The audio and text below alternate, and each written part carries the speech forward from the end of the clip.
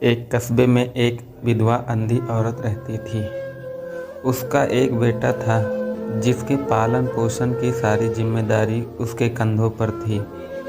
वह अपने बेटे को पढ़ा लिखा कर एक बहुत बड़ा आदमी बनाना चाहती थी, इसलिए उसने उसका दाखिला कस्बे के सबसे अच्छे स्कूल में किया। वह दिन रात मेहनत करती ताकि बेटे के स्कूल की फीस दे सके। लड़के के स्कूल के बच्चे उसकी माँ के बारे में जानते थे। वे सब उसे अंधी का बेटा कहकर चिढ़ाते थे। लड़का इससे बहुत परेशान था। उसे अपनी माँ पर शर्म आने लगी थी। वह उसके साथ कहीं भी आने जाने से कतराने लगा था। जब लड़का बड़ा हुआ तो उसकी शहर में अच्छी नौकरी लग गई। उसने अपनी माँ से वादा किया कि शहर में मकान लेकर वह उसे लेने आएगा, लेकिन वह शहर गया तो फिर लौटकर वापस नहीं आया। उसकी अंधी माँ उसका इंतज़ार करती रहती है। कई महीने बीत गए, लड़के की कोई खबर नहीं आई। अंधी एक दिन उससे नहीं रहा गया और वह बेटे से मिलने शहर पहुंच गई। पूछते पूछते वह बेटे के ऑफिस के पास पहुंची। वहां सिक्योरिटी गार्ड ने उसे रोक दिया।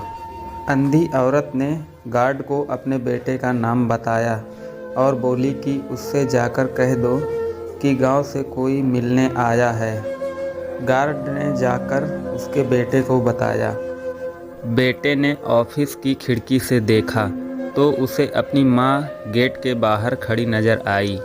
वह ऑफिस में सबके सामने अपनी माँ की वजह से शर्मिंदा नहीं होना चाहता था। उसने कहलवा दिया कि वह ऑफिस में नहीं है। अंधी औरत वहाँ से चली गई। शाम को वह लड़का ऑफिस से घर जाने के लिए निकला। रास्ते में एक जगह काफ़ी भीड़ जमा थी।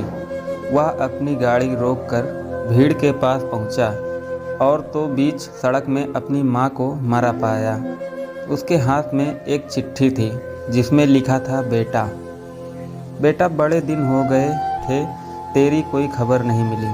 चिंता हो रही थी, इसलिए तुझसे मिलने चली आई। तू तो अब बड़ा आदमी बन गया है, तुझसे मिलना अब शायद मुझ गरीब की किस्मत में नहीं, लेकिन मैं बहुत खुश हूँ तेरे लिए। तूने अपना ही नहीं मेरा भी सपना पूरा किया है। मुझे मलाल है तेरी तरक्की को देख नहीं सकी। काश बचपन में तेरी आँखों में सरिया न घुसा होता और मुझे तुम्हें अपनी आँख नहीं देनी पड़ी होती, तो तेरी तरक्की अपनी आँखों से देखकर सुकून से मरती। तेरी अंधी माँ। ये पढ़कर लड़का फूट फूट कर रोने लगा। जिस अंधी माँ पर उसे शर्म आती थी, उसने उसके लिए कितना बड़ा बलिदान किया था। वह आत्मग्लानि से भर उठा और ज़िंदगी भर खुद को माफ़ नहीं कर पाया। माँ की दुआ कभी खाली नहीं जाती, माँ की बात कभी टाली नहीं जाती। अपने सब बच्चे पाल लेती है बर्तन धोकर माँ, और बच्चों से एक माँ पाली नहीं जाती। तो आशा करते हैं दोस्तों ये कहानी आपको पसंद आई होगी और इससे कुछ सीख मिली होगी। अगर कहानी पसंद आई है तो लाइक करें, कमेंट करें और हमारे चैनल को सब्सक्राइब करना ना भूलें। धन्यवाद।